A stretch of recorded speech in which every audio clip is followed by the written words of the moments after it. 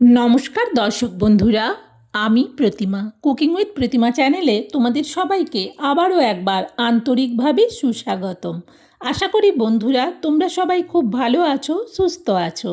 আমিও তোমাদের মতো ভালো বন্ধু পেয়ে খুব ভালো আছি।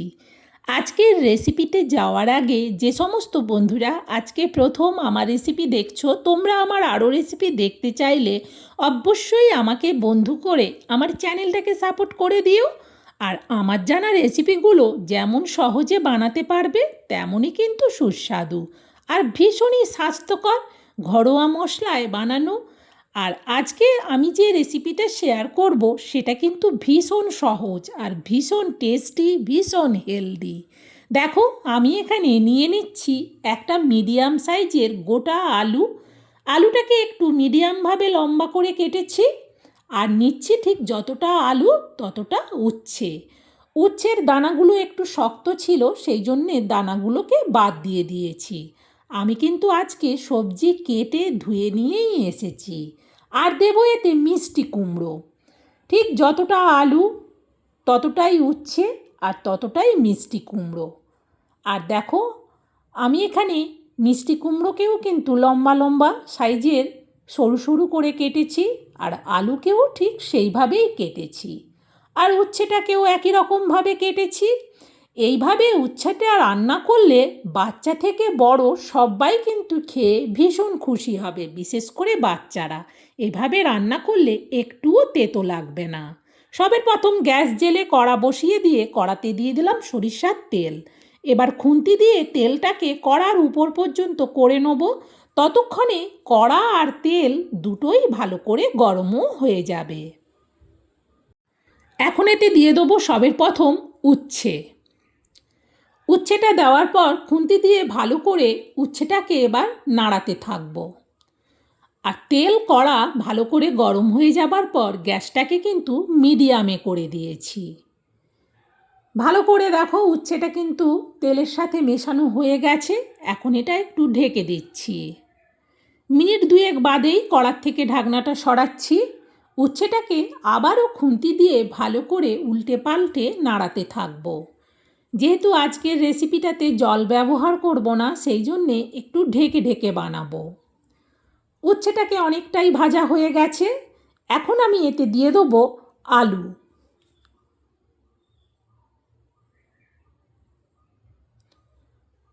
খুন্তি দিয়ে আবারও আলুটাকে উচ্ছের সাথে মিশিয়ে নাড়াতে থাকবো। ভালো করে আলু আর উচ্ছে কিন্তু একসাথে মিশে গেছে। এইভাবে আলু আর উচ্ছেটাকে একসাথে মিশিয়ে নেওয়ার পর আবারও এটা ঢেকে দেবো। ঢেকে দিলে কিন্তু উচ্ছেটা ভালো করে সেদ্ধ হবে। বিশেষ করে আলুটা তাড়াতাড়ি সেদ্ধ হয়ে গেলেও উচ্ছেটা কিন্তু সেদ্ধ হতে একটু সময় লাগে, সেই জন্যে আবারও ঢেকে দিচ্ছি। মিনিট দুয়েক বাদে কড়ার থেকে ঢাকনাটা খুললাম। আগে খুন্তি দিয়ে ভালো করে নিচ থেকে উপর পর্যন্ত ভালো করে উচ্ছে আর আলুটাকে একটু নেড়ে দিলাম। এইভাবে ভালো করে আলু উচ্ছেটাকে নেড়ে দেওয়ার পর এবার আমি এতে দিয়ে দেবো মিষ্টি কুমড়ো, কারণ মিষ্টি কুমড়োটাও তো সেদ্ধ হতে হবে। কারণ বেশি দেরি করে মিষ্টি কুমড়ো দিলে আলু আর উচ্ছে সেদ্ধ হয়ে যাবে, আর মিষ্টি কুমড়ো সেদ্ধ হতে তখন দেরি হবে। সেই জন্যে মিষ্টি কুমড়োটা দেওয়ার পর আবারও ভালো করে আলু, উচ্ছে, মিষ্টি কুমড়োটাকে মেশানোর পর এটাকে আবারও ঢেকে দিচ্ছি। গ্যাসটা কিন্তু মিডিয়ামেই আছে, বাড়াইনি এখনও। আবারও মিনিট দুয়েক বাদে কড়ার থেকে ঢাকনাটা সরাচ্ছি। আগে খুন্তি দিয়ে একটু ভালো করে উচ্ছে, আলু, মিষ্টি কুমড়োটাকে নাড়াচাড়া করে দেবো। এই অতিরিক্ত গরমে এই রকম একটু তেতো যদি খাওয়ার প্রথম পাতে থাকে, আর কিন্তু অন্য কিছুই লাগবে না, এটা দিয়েই খাওয়া হয়ে যাবে। দিয়ে দিচ্ছি পরিমাণ মতো লবণ, আর দেব অল্প হলুদ। খুব বেশি হলুদ আমি দেব না। লবণ আর হলুদটা দেওয়ার পর ভালো করে উচ্ছে, আলু, মিষ্টি কুমড়োটার সাথে মিশিয়ে নিচ্ছি।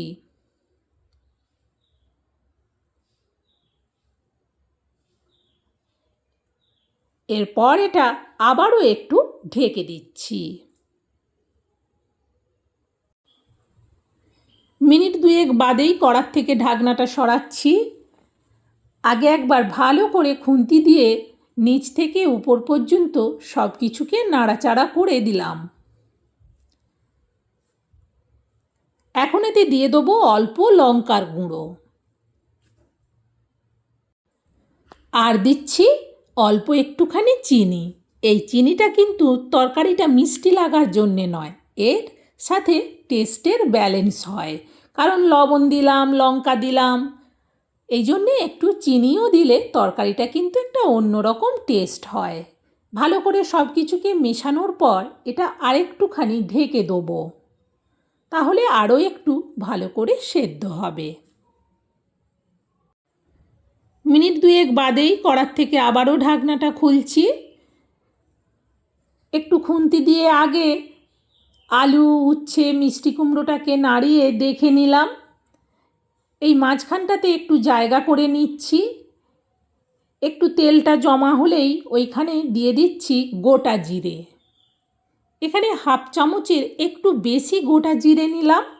আগে একটু ওই তেলের মধ্যে নেড়ে দিলাম জিরেটাকে। এখন এতে দিয়ে দেবো পেঁয়াজ। আজকে নিরামিষের দিন নয়, সেই জন্যে হাফ পেঁয়াজ কুচি ওই জিরেটার সঙ্গে দিয়ে দিলাম। এরপর ভালো করে একটু খুন্তি দিয়ে নাড়ানোর পর এই সব সবজি দিয়ে উপর থেকে ঢেকে দিলাম। ঢেকে আরও একটুক্ষণ ঢেকে দিচ্ছি ঢাকনা দিয়ে। বেশি না, 1 মিনিটের মতো বাদেই কিন্তু আমি ঢাকনাটা খুলছি, কারণ উচ্ছে, আলু, মিষ্টি কুমড়ো কিন্তু সব সেদ্ধ হয়ে গেছে। এখন শুধু ওই গোটা জিরে আর পেঁয়াজটা দিয়ে একটু ভাপিয়ে নিলাম। এর থেকে যে কী ভীষণ সুন্দর সেন্ট হচ্ছে। এইভাবে উচ্ছেটা বানালে এটা দিয়েই গরম ভাত খাওয়া হয়ে যাবে। আর বাচ্চারাও কিন্তু বুঝতেই পারবে না যে এটা উচ্ছে, কারণ এটা একদমই তেতো লাগে না। নামানোর আগে দিয়ে দিলাম ভাজা জিরে গুঁড়ো হাফ চামচ। ভালো করে এবার জিরে গুঁড়োটাকে সব কিছুর মধ্যে মিশিয়ে নিলাম। দেখো কতটা সুন্দরভাবে এটা মাখো মাখো হয়ে গেছে। এইভাবে ঢেকে ঢেকে বানিয়েছিলাম বলেই কিন্তু এতটা সুন্দরভাবে সেদ্ধ হয়ে গেছে। চলো এবার এটা হয়ে গেছে, নাবিয়ে নিই। নাবিয়ে আমি এই বড় স্টিলের জায়গাটার মধ্যে ঢেলে নিচ্ছি। বন্ধুরা, এইভাবে শুধু জিরে ফোড়নের ওপর অল্প পেঁয়াজ দিয়ে উচ্ছে, আলু আর মিষ্টি কুমড়োর রেসিপিটা আমি তৈরি করে তোমাদেরকে শেয়ার করে দেখালাম। তোমাদের কেমন লাগলো এই রেসিপিটা সেটা কমেন্টে জানিও। আর ভালো লাগলে একটা লাইক দিও আর রেসিপিটা শেয়ার করে দিও। উচ্ছে এইভাবে বানালে বাচ্চা থেকে বড় সবাই কিন্তু খেয়ে ভীষণ খুশি হবে। সত্যি এই গরমে মুখের রুচি নিমেষেই চলে আসবে, মনে হবে শুধু আরও ভাত খাই, আরও ভাত খাই। এটা এতটাই ভালো লাগে। আর উচ্ছে মানেই স্বাস্থ্যকর, সবজি মানেই স্বাস্থ্যকর। বন্ধুরা, আবার অন্য দিন অন্য রেসিপিতে দেখা হবে। ততক্ষণ তোমরা সবাই ভালো থেকো, সুস্থ থেকো। আজকের মতো বিদায়, টাটা।